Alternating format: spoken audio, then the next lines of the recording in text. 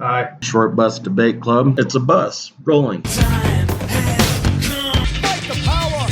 I can get on board. Hello, I'm Darren Jolly. It's time to get this short bus started. So let's roll and on with the show.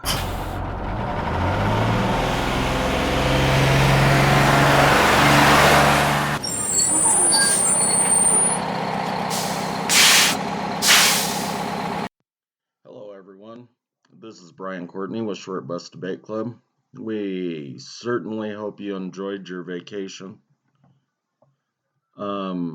We are now starting off the summer semester, and when I say me, or we, I mean me and Darren Jolly. Hi. So before we get this thing kicked off, I wanted to, I guess, cover a couple of things. And you know what? Never mind. No. Go cover. Because I'm going to cover a couple things real quick before we start, too. Well, it's just, everybody's always accusing me of correcting them. And I do it. I know that I do it. But I correct myself also. So in the last episode, before we had our vacation, before summer semester started, I used the word whelp. And I knew it was wrong when I fucking said it. And I meant to use the word yelp, but I didn't correct myself then.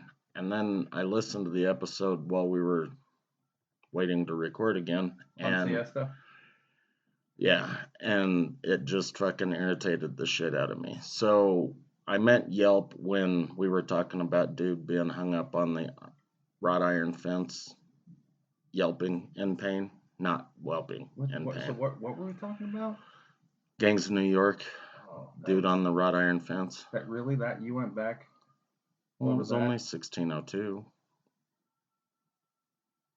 Yeah, but I mean, I don't mean like by episode, but well, I hope that this like assuages your general inability to, Oh, no, not be self-critical of your. I mean, I know that every time I talk to our buddy Jay, yeah, she constantly reminds me of my word misusages. Well, that is one of the reasons where, like, when I use the word whelp and not yelp, even though I meant to say yelp, I swear I did, and it just fucking whelp popped out.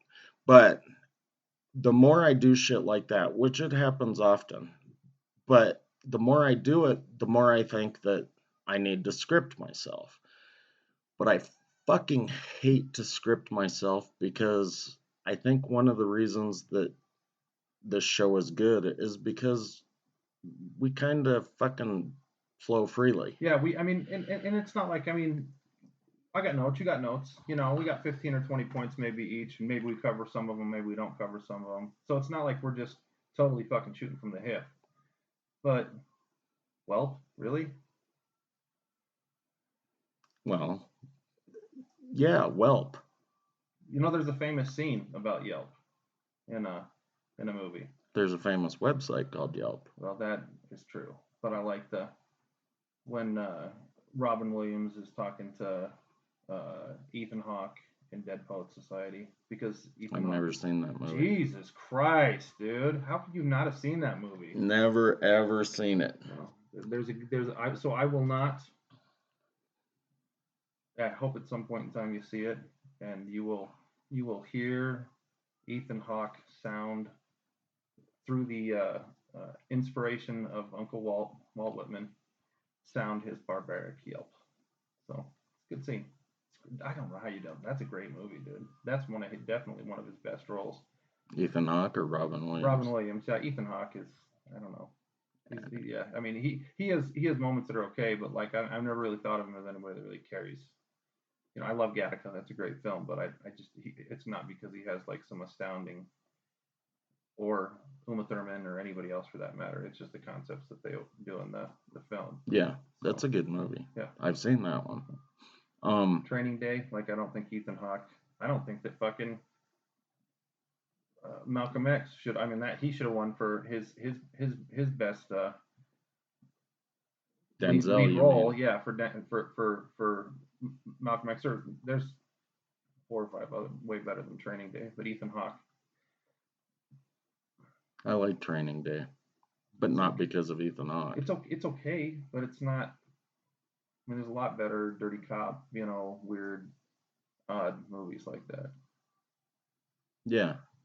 So this is an example of us shooting from the hip a little bit, but it's in the context of Brian and him sounding his barbaric yelp. So the other thing that I was going to talk about was a friend of ours pointed out that we had 100 episodes up, and we're not really. I was going. We don't care about shit like to mention that, but then I realized we don't, because one of the episodes is a trailer. So technically, this is the 100th episode. Which means it doesn't mean jack shit, except there ain't no party like a short bus party. Everybody say hey. Everybody say ho. You were supposed to say hey and ho, but whatever. Oh, this is not hip hop. Hip hop hooray ho.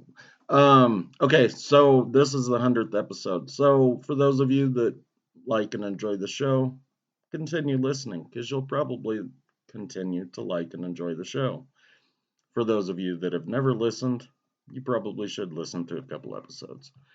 All right, what did you need to cover? I do think that it's important to note that during our brief siesta, when I was choking my head off for a couple of weeks there, because I got pretty sick, we celebrated Brian's 50th birthday. Jesus Christ, dude. That's life, bro. That's life. I don't need people knowing my shit. Anyway, that's fine. Of all the things that come out of your mouth, you're concerned about a number.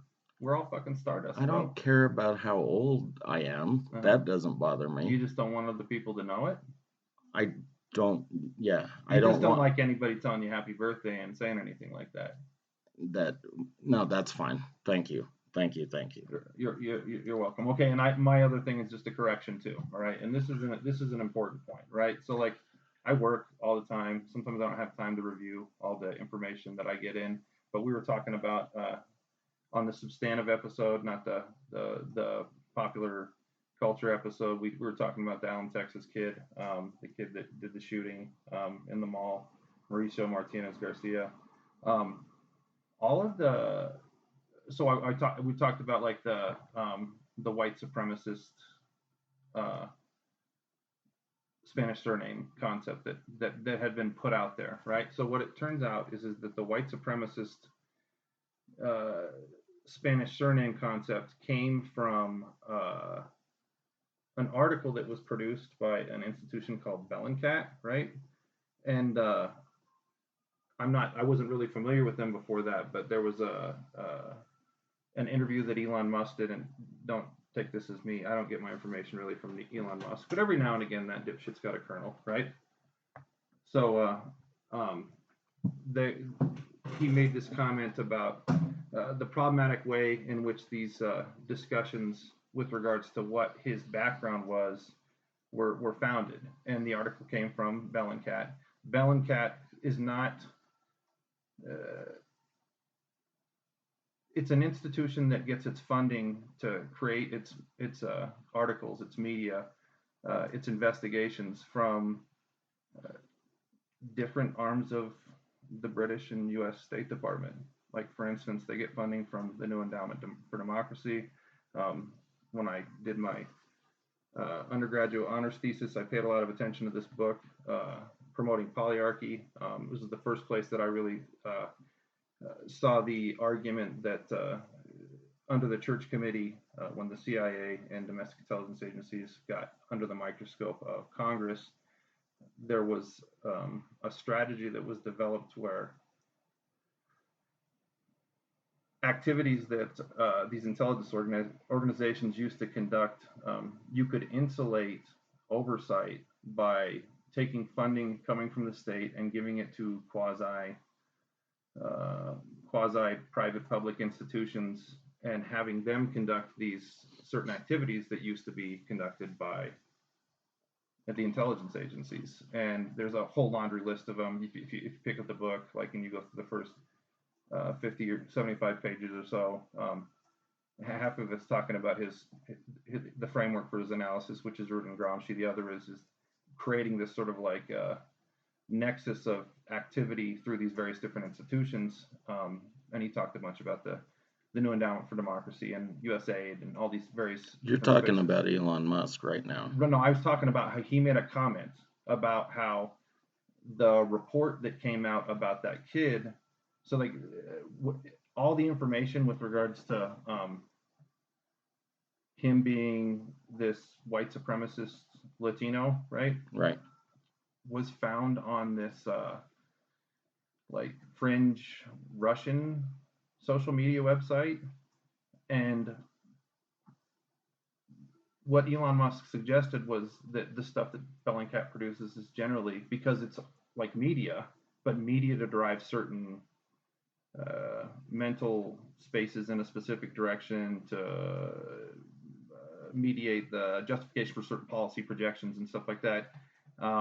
He used the word psyops, right? I mean, they're a think tank. But they're not a think tank. They're literally they produce media, they produce articles, but it's not like MSNBC or Fox or the New York Times or the Washington Post, but they do feed articles into those spaces. But there's no doubt that look, if you're going to produce media, if you're getting your funding from different arms of the State Department from one country or another, that's, I mean, when we talk all kinds of shit about like RT, I mean, it's kind of funny, because we're ostensibly doing the same thing, but we're doing it through these we, as in like the United States, the royal we, through these sideways trajectories. So I'm not saying anything good or bad about. I mean, the guy went in and he shot a bunch of people. He was fucked up in his head. There's no doubt about that. That's not the argument. But there's no doubt that there was a certain there was a framing that was being constructed by this media space, and if they were doing it, the suggestion is that they were doing it on behalf of a certain push. It was a psyop. I mean, but I mean that's a complicated, So was the framing pre or post shooting? It was after. Okay. Yeah. Well, that's what they do anytime somebody gets shot. I know, but it's and I'm not saying that if you get something from MSNBC it's good, because all the people on MSNBC were like propping this position up. But while MSNBC works in conjunction with certain State Department positions, they don't get funding directly from New Endowment for Democracy or something like that. And that's not as a qualifier. I'm just saying that Bellingcat as an institution is probably the last person, if you want to know the truth of an incident, they're probably not the place that you want to go to really understand anything substantive about anything. They have an agenda, they're driving a specific agenda, and that agenda ties to certain other strategies that are very, very deep and behind the scenes through the deep state. Right, and they spin things and make the general public think whatever it is they want to think them to think. But I don't know if I'd call it a psychological operation. So why not?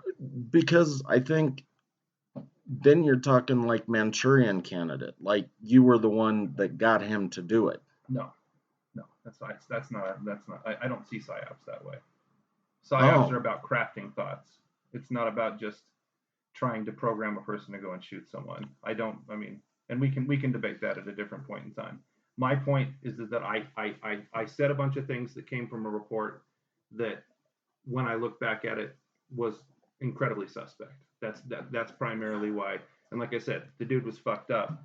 But I think that anybody that continues to perpetrate this position, that, because one thing that I think is very interesting, and I don't know if this necessarily has anything to do with it, but like if you look at all the different things that they were spinning, like through, like the Hillary camp and those individuals when they were trying to link the Russiagate stuff, right? Um,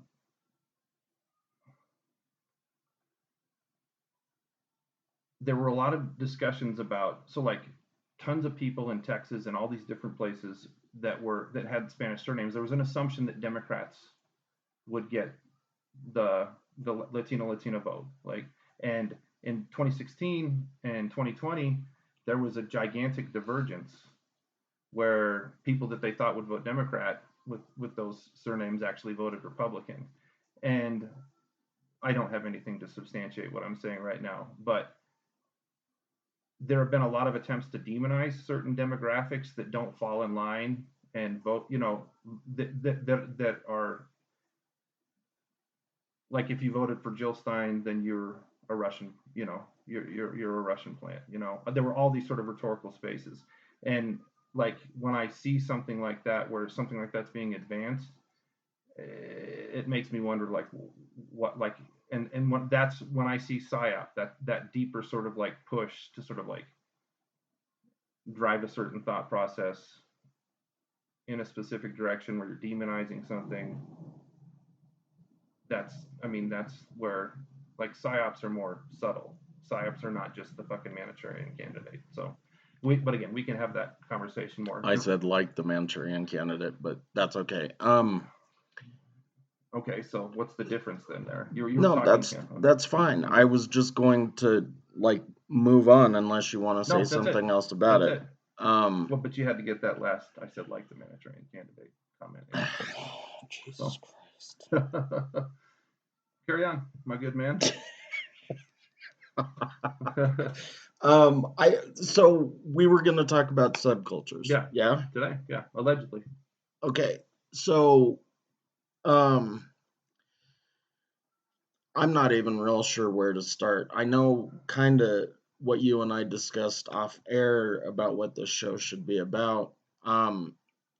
There's a lot of things that I want to cover. But basically, a subculture is anything that is not part of the main culture, I guess, is the easiest way to explain it. I mean, and if you want to go even one step further, you could probably say subculture is anything that is not part of WASP culture. And that may have been pushing it too far. I don't know for sure. But the reason that I said that is because basically when I was doing my research, like they said, well, the South is a subculture and the Northeast is a subculture and Native Americans are a subculture and Hispanics are a subculture.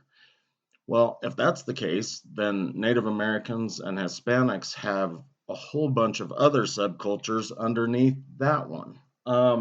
It's almost like genus, like you have to break it down into, yeah. Right. So I don't know how far we're supposed to go, but the main reason that I wanted to cover it was because so there are all of these groups, and a lot of them we've talked about.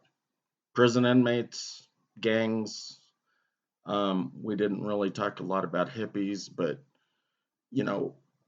people who are in these subcultures, and in my sociology class way the fuck back in the 90s said it was subculture with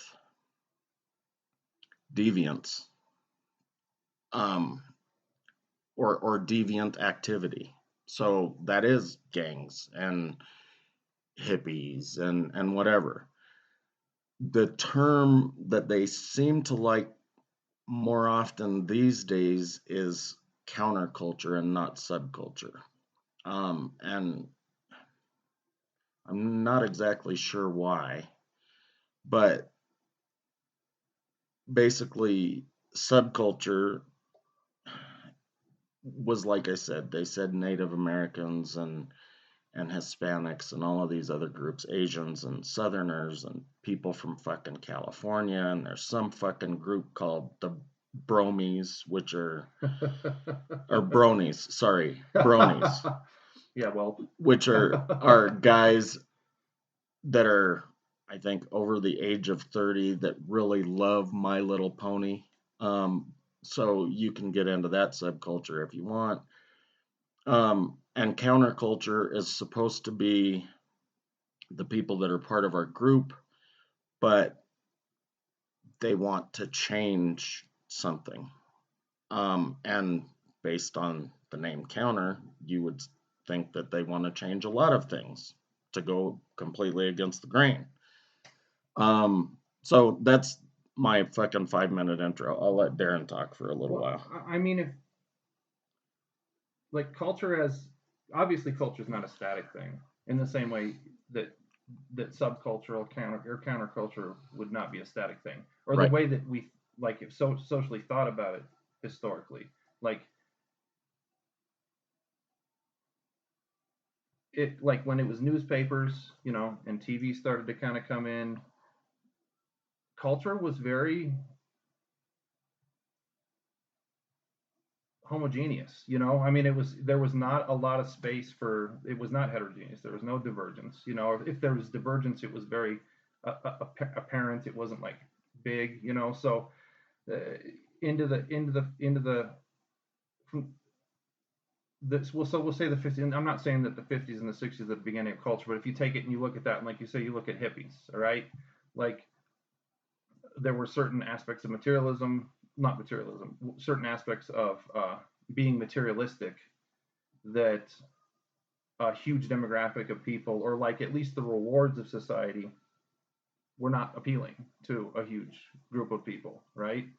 So in San Francisco, you got Albert Hoffman, not in San Francisco, but Albert Hoffman, Timothy Leary, LSD, people's brains start, they look at things differently, whatever it is that's like pushing them in all these different directions. And like the tune in, turn out, or tune in, turn on, drop out kind of stuff. Bob Dylan, like the words, the undercurrents. So like you have this thing, and then you have this sort of like antithetical thing that stands distinct from it, like you're saying, whether you use sub or counter. I mean, I'd say probably that like hippies would have been very counterculture, because they were literally pushing off the entire concept of like the American dream, the formal spaces that were driving that. But as media sort of like opened up, and you had more newspapers, and you get more TV, and then cable, like the trajectory of those spaces really started to shift. I mean, you have this thing that's standing there opposed to a thing, right? Like it's seeing itself, and it's saying, here, I had a quote here somewhere. Like one thing, like that Hegel said, social conflicts are the immediate material in which ideal actions can be displayed, right? So like there's a way that the society is reproducing itself, and then this other like state of human consciousness develops out of it that says there's something else, there's something more. We can attain something greater, we can attain something better. Of course, like if that's, tripping acid, smoking weed, and falling around the fucking Grateful Dead, there are clear limits to like the possibilities of those moments. Like you might go have like your rainbow gatherings, and you have 30,000-40,000 people that meet up on the 4th of July, and some of them are tripping and some of them are meditating, but it's still just sort of like this event where it's standing, the way that the system is reproducing itself is still, the culture doesn't really, I mean, the shifts are very menial. Like they're not really. Well, no, I think that they are, I guess, menial, because I mean, it doesn't take a large shift to knock a stream into the river to make everything mainstream. And like, so we talked about tattoos. So at one time, getting a tattoo was so taboo. Like gang members hippies, sailors. I mean, there were a few select groups that got tattoos. In the 90s, I mean, fuck, when I got my first tattoo, you had to go clear the fuck down. I mean, it was like 15 miles to get to a tattoo shop. There were only like 4 in the Denver metro area, I think. And now they're fucking everywhere. Every fucking 10 feet, there's a tattoo parlor.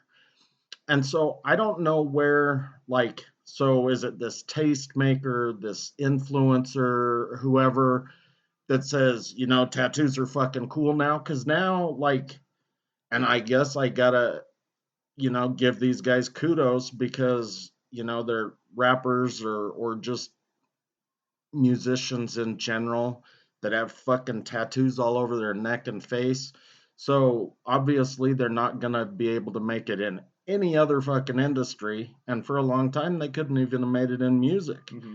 But now they've got fucking tattoos all over their fucking head and face. So Post Malone and all that weird yeah, shit. they went on and said, I'm gonna be an artist. So I'm gonna go ahead and get a fucking bunch of tattoos Turn on my myself face. into a piece of artwork ultimately. I guess. I don't know, but tattoos are cool now. You really cannot go. I mean, 10 feet was an exaggeration, but not much of one, depending on where you are on Broadway or Colfax or Havana or anywhere in Denver. Well, the original categories that you were talking about, like sailors, indigenous, or like take Maori for instance, right? Like indigenous from New Zealand, right? Their tattoo work and a lot of in Polynesia, Micronesia, Melanesia, all that kind of like it's sacred, like it's a rite of passage for sailors, like I mean if you own the Marines or something like that, there's these things they had meaning, right? And now it's like it's turned. I mean, we'll get to where we're ultimately going to get with regards to the markets and all that kind of stuff and what these have sort of like turned into. But like there was a meaning for all those things, and now the meaning has turned into something that is very sort of like rooted in the subject. Like it's almost to the point of like really just narcissistic. Like and I'm not saying that a person that goes and gets tattoos is you know, is a straight narcissist. That's not the point that I'm making, but it turns into this thing where it's sort of like if there was something that was a rite of passage at one point in time, if there was something that was meaning, if there was something that was rooted in a concept like a counterculture or a subculture, um,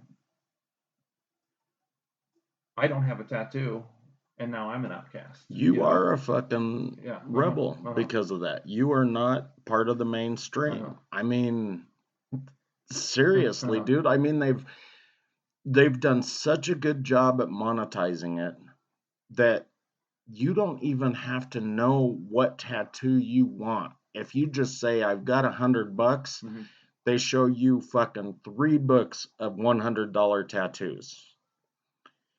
Doesn't that kind of suck? That sucks so bad, dude. Like seriously. I mean, like the first tattoo I ever got, and they did a shit job, but I mean it was of a leprechaun. I've always said I was Irish, whatever.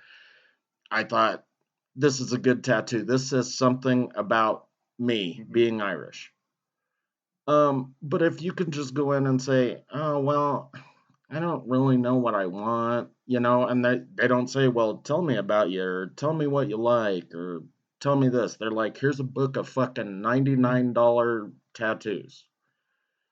Take a look at those. Oh, well, I've got more than $99. Well, great.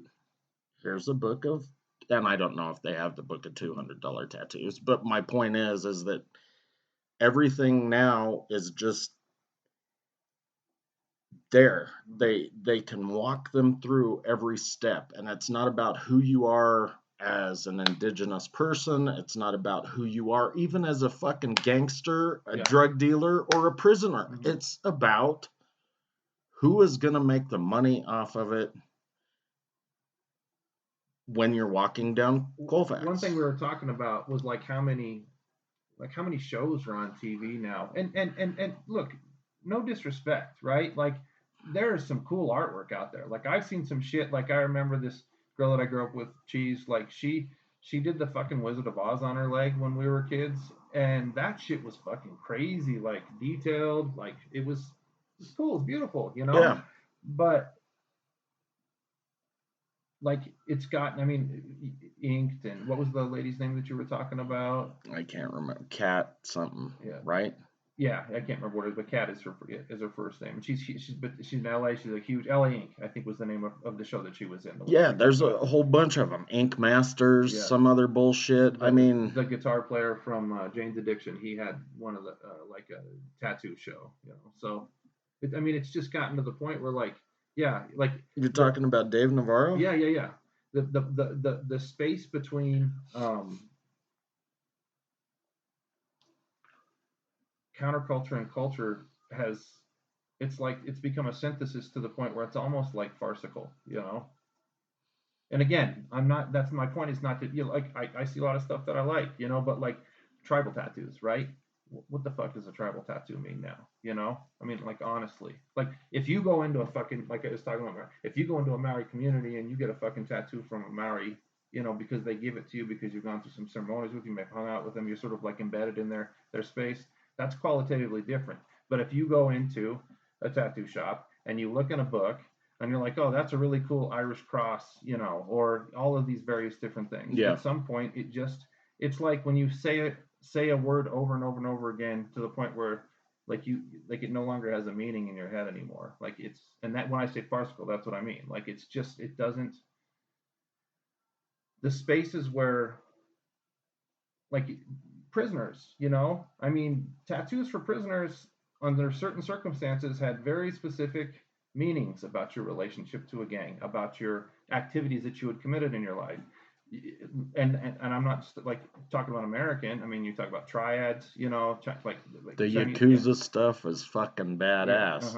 uh-huh. Most of those koi tattoos are fucking Hmm. awesome, But dude. they all mean something Yeah. very specific. Now, so Japan's an Russia, interesting position. Russian tattoos. But like in Japan, you're not allowed to go into bars if you have visible tattoos. Well, there are a lot of bars here where you can't do it. Generally, they're in Mm-hmm. neighborhoods where gang activity is higher than, say, other neighborhoods. Mm-hmm. But I mean, they say no colors, But no that's certain white types. You're tees, talking about certain types no of things. tattoos. Yeah. Yeah. Uh-huh. Um, but it's along the same Mm-hmm. lines. I mean, you don't want. But like culturally down there, tattoos in Japan are different than they are in a lot of other places. They're not. But I'm sure Yeah. in Japan that line is going to continue to be crossed also because if it's not monetized there now, it will be soon. Well, there's no doubt that they know about commodification down there. They're pretty damn good at it, you Yeah. know. But it is interesting that there are certain cultural, and I don't know the person. There's a buddy that I talked to. He was down there, and this is 3 or 4 years ago. But he tried to go into a bar, and he had like the Super Mario one on his neck, and like they said no, you got to cover everything up. You cannot come in here with anything like that. And maybe it was because he was Anglo, you know. But no matter what, like when he did cover up and he went in there was no he couldn't see. And maybe if somebody's affiliated, maybe there's some other stuff that happens in those moments, and I'm sure that that's all conjecture. I don't know anything It could about be Japanese gangs or like I anything. know a lot of times when I go to a restaurant, especially when, I used to fucking travel all the time, Hmm. I try to go into a restaurant and they're like, no, you need to have shirt sleeves or Hmm. you've got to have a jacket or you've got to have a fucking jacket and tie. What was it Well, like when you were in? fuck you, you pretentious prick. I'm not putting on a tie and I'm not putting on a jacket. What about when you went to when you're like in Bucharest when stuff like that was? Oh, Bucharest, they let you go wherever the Hmm. fuck I mean, just because they were happy that there were people that had money there and they were spending it there. And I'm Euro sure, trip, yeah, Bratislava, or whatever. a whole nickel, thank you. Yeah, I mean, and I'm sure that there are a lot of like Bratislava, like Eastern Central European countries that are still that way, where they don't give a fuck what you do. I mean, I wonder what it's like right now. I mean, because of the political situation continues to become so tense. Like, I haven't been mm-hmm, over there since mm-hmm, mm-hmm, 2019, so I don't know. that's a different story for another day anyway. So. Yeah. But I mean, so there are places that think that they are going to, you know, only help these type of people. And part of it might be some sort of either socioeconomic thing where they're saying we're going to keep out poor people, or some of it may be just a flat fucking racist thing where we're going to keep out not just poor people, but brown people, black people, Asian people, whoever the fuck we don't want in. So we say, you know, we need a jacket, or we need a jacket and tie, or whatever. Um, but yeah, I mean, we've gone way too far with this shit. Like seriously, I don't think we need that many fucking tattoo parlors. Well, I mean, but is that really the point? So I like when we started talking about this, I went and read an article that I read in New World Order with Nick, right, like 100 years ago.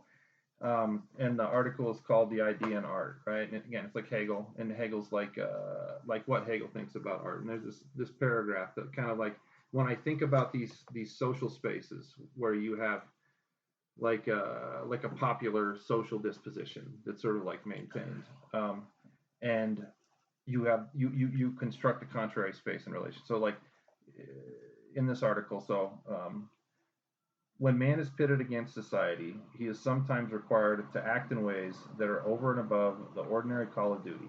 He literally produces actions which have never been produced before and which become qualitatively different from any other forms of human behavior. So that would be like the peeling off the moment where and you're sort of like taking it like from like this sort of world historic individual space, but if you just sort of imagine this collection of people that are sort of doing that and creating this social space that runs antithetical.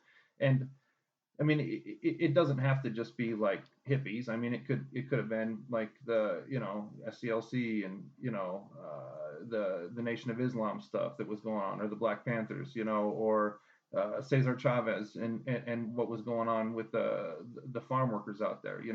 They were trying to create a different social space that was antithetical to the space that they were existing in, and then there's this sort of like tendency, like for instance, like Martin Luther King, right? At the end of his life, like for the last 2 years of his life, he was a self-proclaimed socialist. He talked, of course, he talked about situations with regard to the black community, but it shifted from a racial question solely to a racial and an economic question. Like, I mean, it was something that he started to say over and over and over again.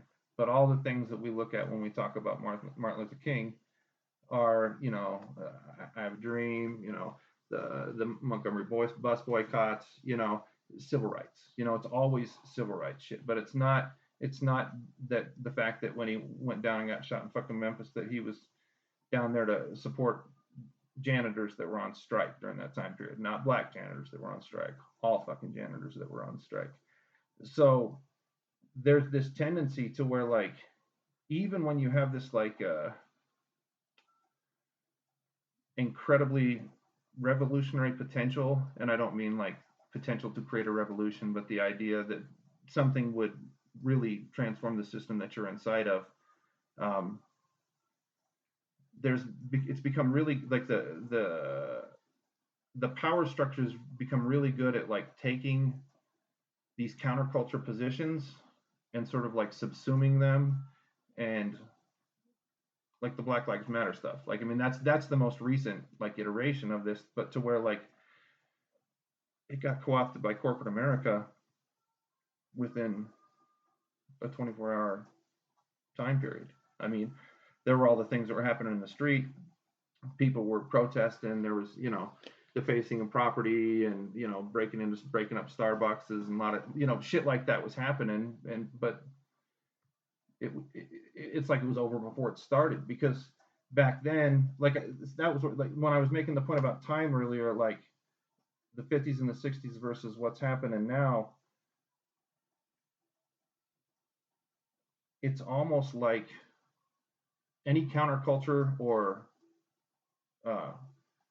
subculture position it gets consumed by the system and commodified and spit out like Well, almost that's why immediately. I was saying. So, like, I just, and by the way, I don't give a fuck how many tattoo parlors are out there. If you can make a living doing what you love, which I'm assuming is giving tattoos, more power to you. Yeah, Nick Linton, great tattoos, But awesome, bro. my point is that it used to be something that, again, not everybody had. So if you did have one, you were kind of fucking cool. Now everybody has one, so you're not fucking cool anymore. Which probably should concern all of the tattoo artists out there. And maybe they should start seeking something else to do because of the fact that, once you saturate a market, there's only so many things you can do. But whatever, that's another fucking topic. But you talked about, rebellion and Black Lives Matter and all of this stuff. So they, and again, I'm calling them tastemakers for lack of a better term. But they managed to pull whatever was popular in these sub or countercultures and sell it and make probably millions and millions of dollars off of it. Like Che, right? I mean, how many fucking dipshit trust fund babies have you seen in Boulder or fucking anywhere? Philadelphia, LA, some dipshit walking around wearing a Che shirt. I mean, I got into an argument with that friend of mine, Shay, because he told me that his dad named him for his favorite revolutionary, Che Guevara. And I was like, dude, you mean Che? And he goes, no, Shay, that's my name. And I was like, I know your fucking name, dude. His name was not Shay, His though. name was not Shay. And he goes, yeah, it was. So I had to fucking go and find a book and show him. And he's like, my dad fucking lied to me. So, Shay's a nice guy. Shout out to Shay. um, What's his wife's name? Jesse. Shay and Jesse. Good people. But I mean, how many of those shirts have they sold? So like my favorite Shay. So now you fucked me up. My favorite Shay shirt was uh, Che Guevara, and then wearing a Che Guevara shirt, wearing a Che Guevara The shirt. one from The wearing, Onion? Yeah, That one was hilarious. I mean, like the infinite regress problem in relation to that. Like Marx, right before he died, he said, "I am not a Marxist." Like Che to wear a Che shirt, that is just fucking. I mean, but it definitely. They do it with anything and everything, though. So when I was going to school at UCD, I took an urban politics class, and we read all these because you have to do like the urban development part of things, And there was this one article that we read where they talked about and this was like the '90s. So when this was happening, the '80s and '90s more, like you'd have poor artists that would go to these tough areas, and they would do these things to these areas to make them chic, desirable. Still happens. And when they would go there, yeah, of course. I mean, it literally. So what they called it in this urban development disposition was urban pioneers. So you go there, these kids that are supposed to be counterculture kids that are supposed to be going against the grain, and they actually become the very thing that they hate because they're driving the market in those spaces through their vision because of exactly what you're saying, because it gets subsumed like in the commodification process so quickly. Well, Starbucks and real estate developers and all kinds of shit. I mean, they used to follow those. I'm gonna call them tribes, but I mean these fucking roving bands of artists. They would follow them around and What was buy your other term you just used a little bit ago? Tribes? No, before a minute ago. Like we were the Trend but there was a word that you used. tastemakers. Tastemakers, yeah. So like that's, I mean, you're literally, if you're an urban pioneer, you're an intentional, unintentional tastemaker. I mean, you want to be an artist, but you're not an artist. You are an artist, but you're an artist that becomes, again, like you become your opposite. You know, I mean. So, you know, we talked about Warhol and Basquiat and those guys. That was a shitty time in New York City when they were out there. Yeah, the Bronx was literally on fire. So we were talking kind of about them because you made a comment, and I'm gonna take us off on a slight tangent, but I promise it connects. So Malcolm X was on TV, and something from Motown came on. I think it was fucking Diana Ross. I can't remember. But I said, you know, I really, really wish that we could have gotten rid of slavery much earlier, and then maybe we could have started getting along at some point a long time ago. And you said, well, the music wouldn't have been as good. And maybe that's true. But those guys, and so here's kind of where it connects. Because I said, you know, the Bronx was on fire, but Warhol and Basquiat were there, and they were doing art, paintings, but Blondie was there, and she was singing at the CBGB with David Byrne and Talking Heads. They came down from Boston, and they were doing their thing. So punk rock got big, and Blondie might be new wave more than punk rock, but let's get whatever. Into categories. We really need categories. So there's this huge art thing going with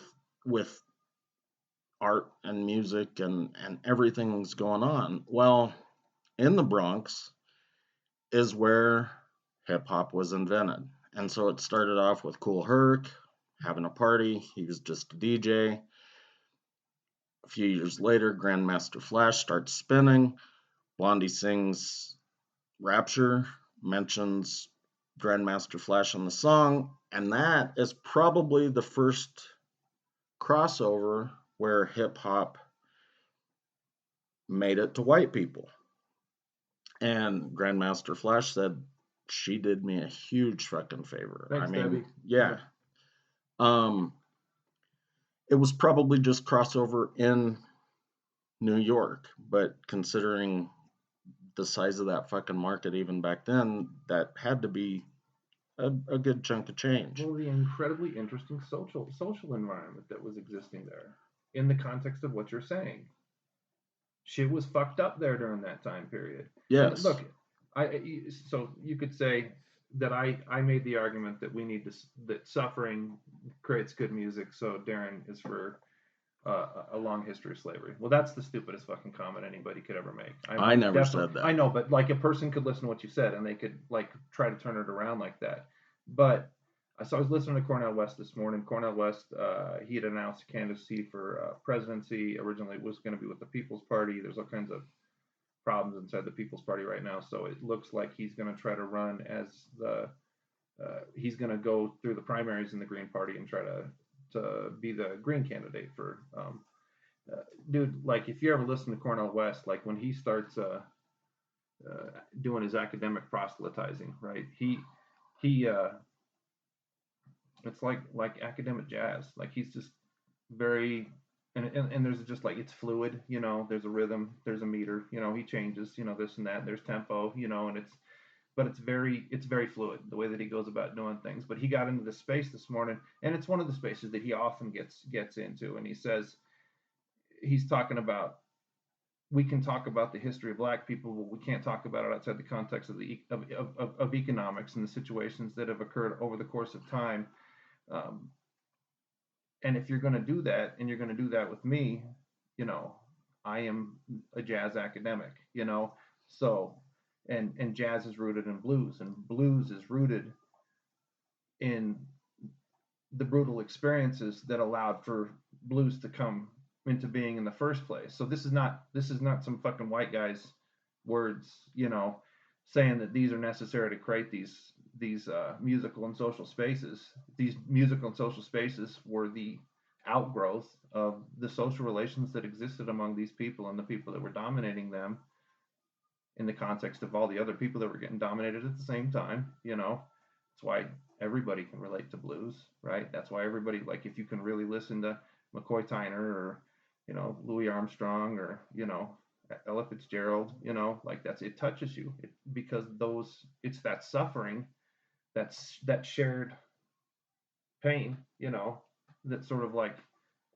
when you listen to fucking Ella Fitzgerald bleed, God bless the child that's got his own, I mean, that's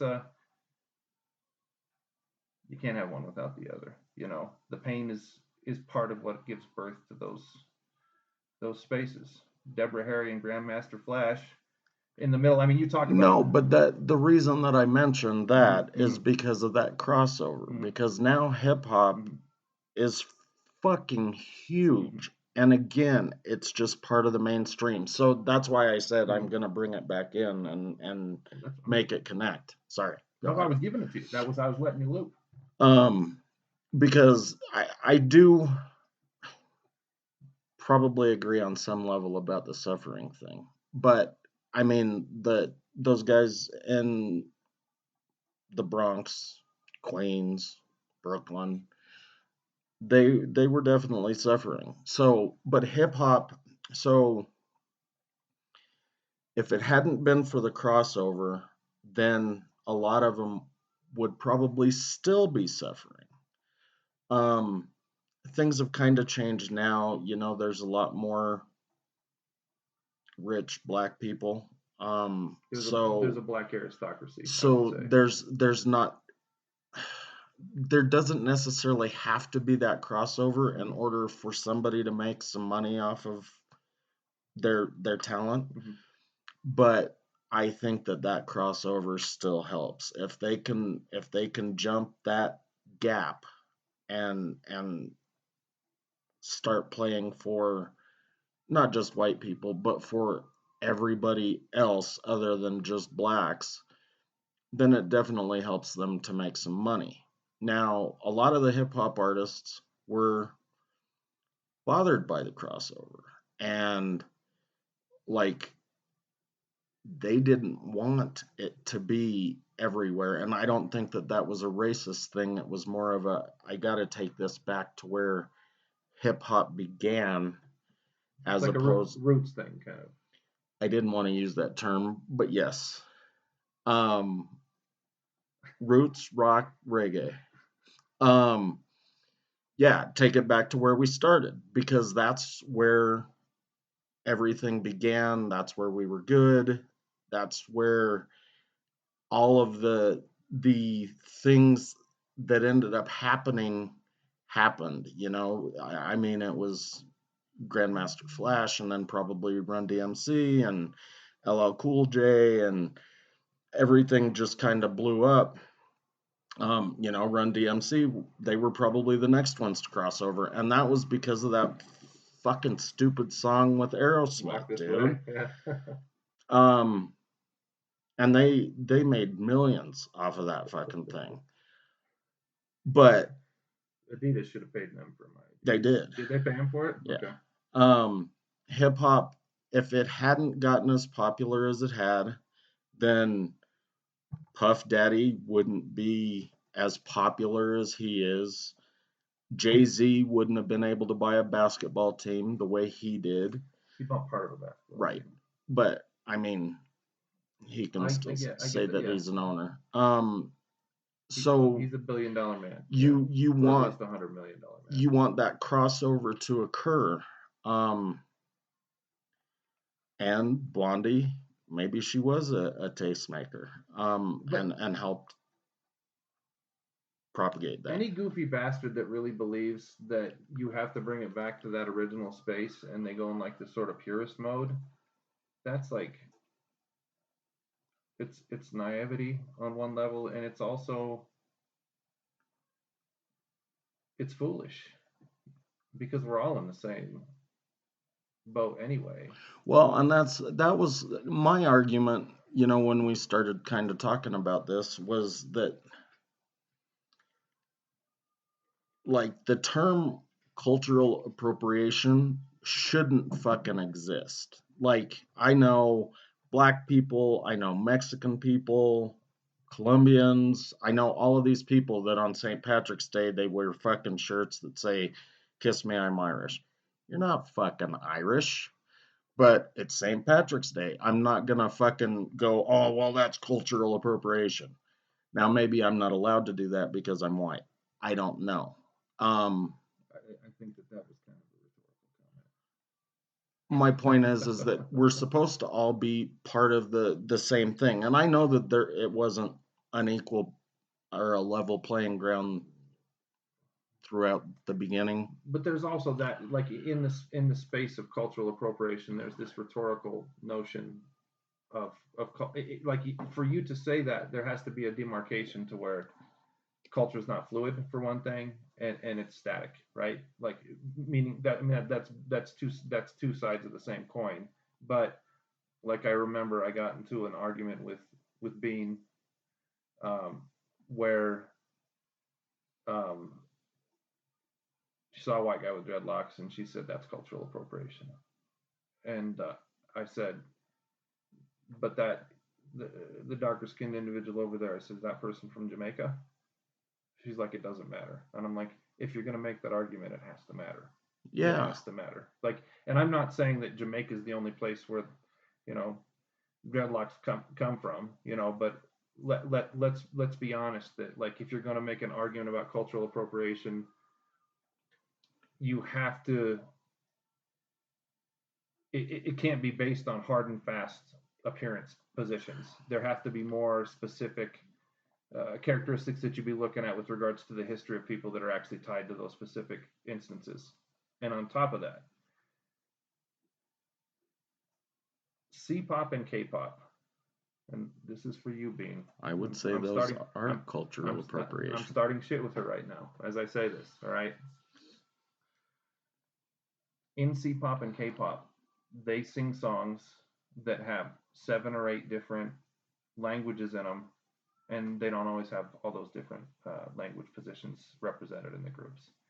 So if that's the truth, then that's the markets in C-pop or the markets in K-pop appropriating different cultural aspects of something that doesn't necessarily get represented in the people that are actively involved in the music at that point in time.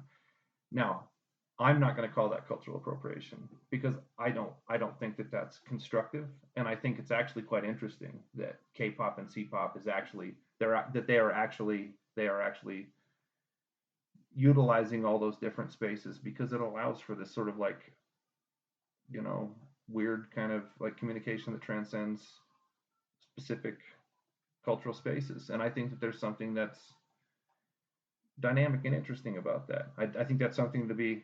I'm not a fucking liberal, so I'm not gonna say that's something to be celebrated. I just think it's something that it's important to observe, to see it for what it is, and to sort of like see where it goes.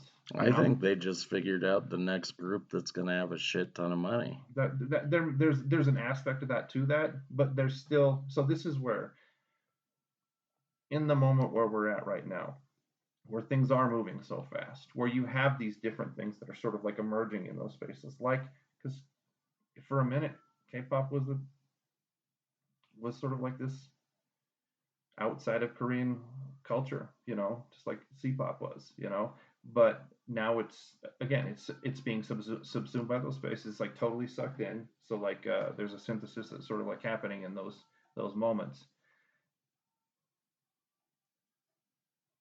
But when the synthesis occurs, that's where you start to beg I'm not allowed to say beg the question anymore. That's one of the things that I've been instructed that I'm using the term incorrectly. So it sort of like solicits the thought that when those things are happening all at once, what real cultural space is that creating? Is it like where culture and countercultural are like happening at the same time? They're both part of the same thing, like where time isn't this space where you have to have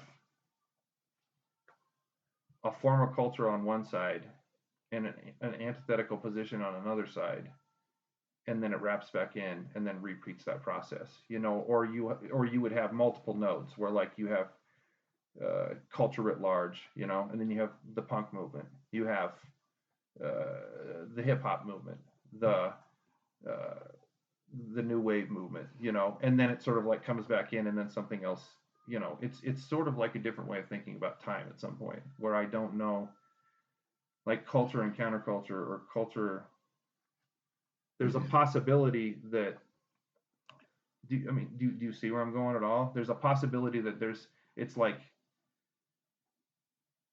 a continuous movement of time, like the potential for a continuous movement of time. Right now, it only functions in terms of markets, like in terms of like surplus value, making money out of it, shit like that. But there is something latent in that movement of time that I think that there might be something deeper that would be worth thinking about or looking about in terms of trajectories, human potential, shit like that. Well, I don't know if it was K-pop or C-pop. I'm guessing it was K-pop because a lot of the people in the videos looked Korean, but I've been watching that hip hop channel and they've got like a fucking, like, it's their Asian and I don't know, Pan Pacific Hour or some shit. And so what is that on that you're watching that on? Oh, it's Vivo, I don't know, Vivo hip hop. Okay.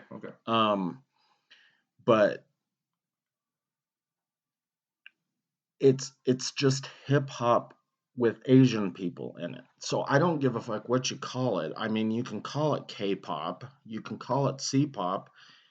They're rapping, and a lot of them are rapping like some of the groups from New York or LA do. Some of them are rapping about more Asia-centric type of ideas. But the fact is, it's hip hop, it's rap. So I don't know again whether or not it's K-pop or C-pop, because I think a lot of that has to do with the company that's producing it more than the artists. It's locale. Well, a lot of those guys are here. That's a different thing altogether. This you really like as much as she gets bogged down in categories, which you also get bogged down in categories a little bit sometimes too. Yeah. I wish she'd write a book about it. Like there's more to it. It's not just hip hop. It's not just pop. There's other things that are happening with regards to it, and you have to kind of like start to look at things that go on in Korean culture to understand that stuff. Things that go on inside of Chinese culture to understand that stuff. Things that go on to where that guy that broke off and came to LA and did all that shit. The one that you're talking. Because there is his name's Brian something is the rapper I'm talking about, but their production studios something 88. Yes, that's it. That's the one, and it's huge. But I mean, that's something else to where you have the U.S. iteration of these various different spaces that it could be you could reduce it to something that looks similar to something that you've seen before. But I think, like I've had to talk to Jeannie about this enough that I think there's some other stuff that happened. Not in all of it, because some of it is just straight like, where K-pop came from? Like really, like when the Korean fucking economy totally took a fucking nosedive in the early 90s or late 80s or whatever it was, the Korean government invested tons of money in the entertainment industry, and two huge things happened out of that. One was K-pop, and the other was I don't know, Sollywood. I don't know, like all the movies and the TV production things that came out of that space, which like because I've been closer to, because Annie, so like I remember when Annie and Sarah, like we went out to LA and we'd be hanging out and stuff. I'd be sitting there and Sarah and Annie would be like binging this Korean show, and then Sarah would binge that one, and Annie binge that one, and then they'd flip, And I mean, like Then I talk to, Annie's mom, and she'd be doing it. And then I talk to Jane, and she'd be doing it. And then I'd be talking to like all of the different people that I used to work with in the casino industry, and all those motherfuckers would be like totally just like invested in all these Korean dramas and shit like that. Like the Korean government saved the Korean economy through K-pop and through the movie and TV industry that exploded over there. And I mean, it's the center of, I mean, a lot of stuff is produced out of China, but the Korean dramas and like everybody. I mean, now you look on fucking Netflix, and I mean, it's just off the fucking charts how much shit's on there. But that, I mean, it's funny is that's only started showing up in the last 2 or 3 years. But those shows have been, I mean, like Annie, and I mean, it was 10, 12 years ago that I was out there with them, you know, doing my shit when I was going to fucking when I was dealing the World Series, and I went to go meet them out in L.A. Like they're all sitting there watching their fucking Korean fucking melodrama, their Korean dramas. Just crazy, like how big that. But I don't know. Like I still think that movement where it's happening so quick, there's something else in that. I don't know. I don't know. I don't know. I don't know if it's just commodification, but I think there might be something else. Well, I was going to talk about something else, but we're we're already over an hour, so I don't know how deep I want to get into it. But I told you I was going to do that project, and I went up and interviewed that crackhead, Well, and introduce the project a little bit. They don't know what you're talking about. well, so We can come into it a bunch afterwards, but at least introduce it real quick. I was just gonna tell him who I fucking interviewed. The project doesn't fucking matter. Anyway, I was gonna Okay, go ahead. Carry on. I was gonna talk to people that are, well, probably dissatisfied, regardless of where they are on the socioeconomic scale. It just so happens that a lot of them I was gonna talk to happen to be living in a car or homeless. Nomad lands. So I interviewed this one girl, and then I didn't get the interview done. She disappeared. So I went to talk to some people that I know that work out by the parking lot, and I was trying to find out if they could introduce me to anybody that lives in these parking lots around. And they said no, but this one girl I know said, you do realize that living in a camper or a van is like an entire culture now. And I did realize that to some degree, but it's different if you're doing it because you want to than if you have to. And it got me thinking, and here's kind of the thing, like if you're living in a van and you're still working and paying your taxes, the government is pretty happy with you. But there was a movement which you probably could have called a subculture, which was the miniature house movement, right? Most municipalities and counties in Colorado have stopped allowing people to have miniature houses because, so the entire idea behind a mini house is that it's not a McMansion. You figure out, fuck it, I don't need 6,000 square feet. I need 600 square feet. I need a bathroom. I need a bed. I need a kitchen. But they I need to hose myself quit off every now and again. quit letting people have these miniature houses. And I think that the reason is because all of these counties were losing out on real estate tax on the mill levy because those houses weren't worth as much because they were 600 square feet compared to 6,000. So why not sell huge plots of land to a developer who's going to build McMansions than to sell 5-acre sites and let people that want to install a mini house on them? So the miniature house thing as a subculture has kind of gone away because nationwide there aren't very many places you can do it anymore.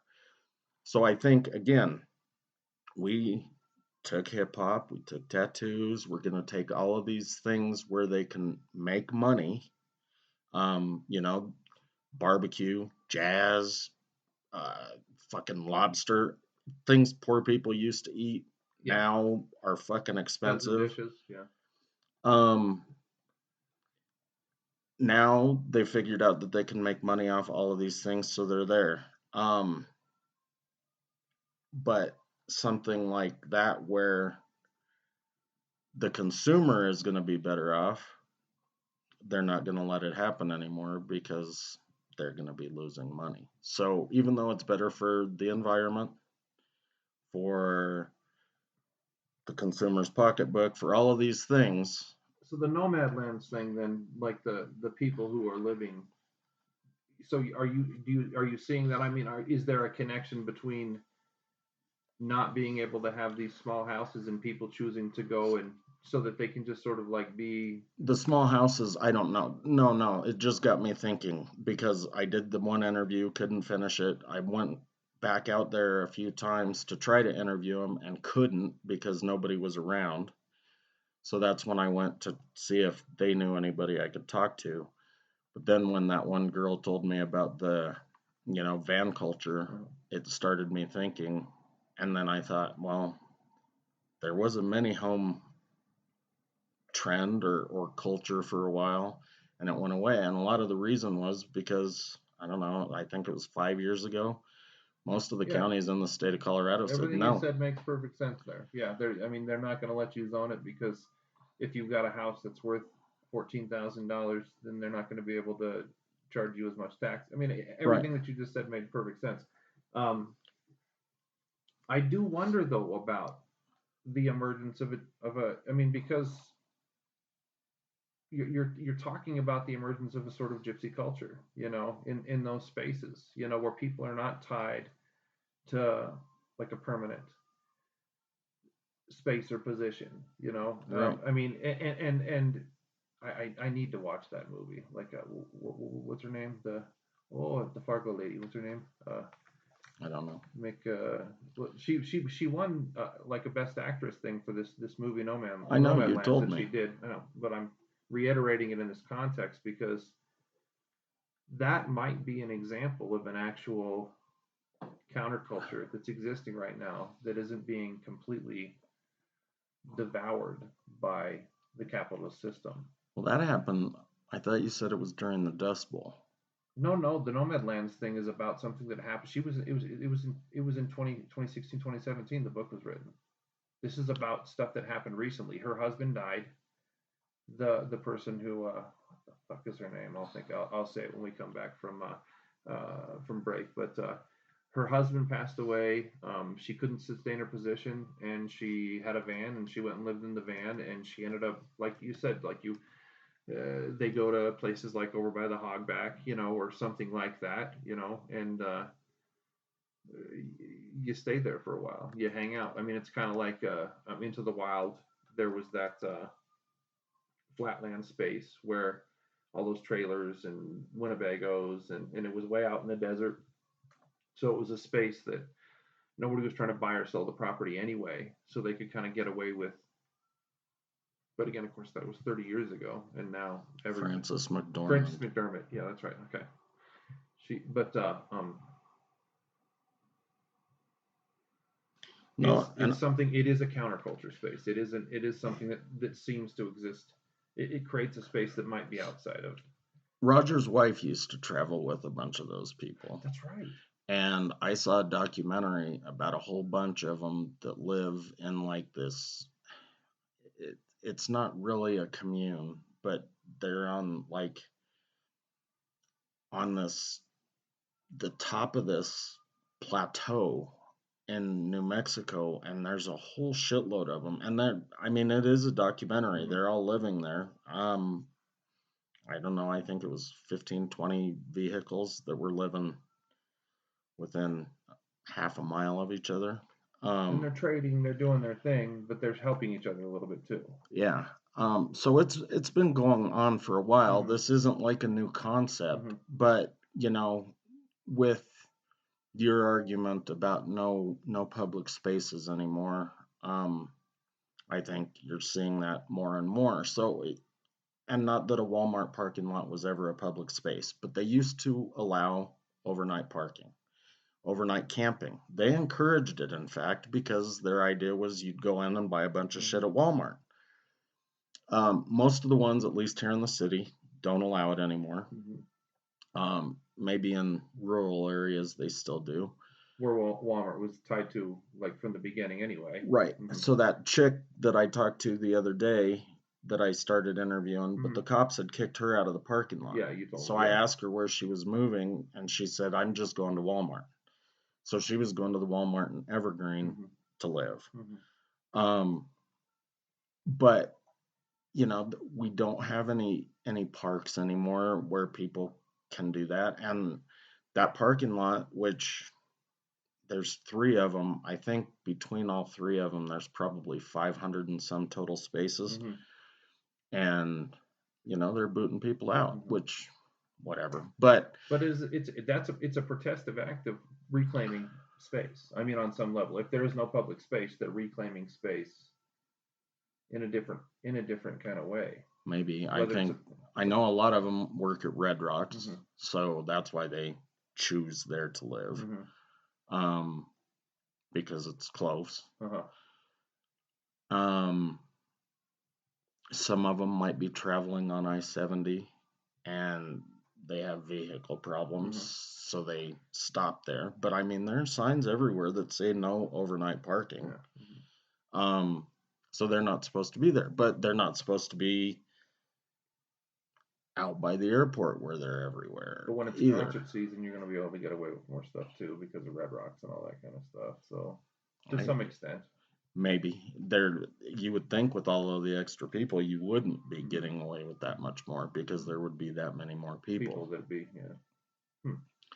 But my point is that these things, if they can make money off of you, they're going to pull you into the mainstream. If they can't, then it's not going to be something that you read about that you're going to fucking have a t-shirt of, you know, that whatever. Yeah. All right, Chick. All right, Chick.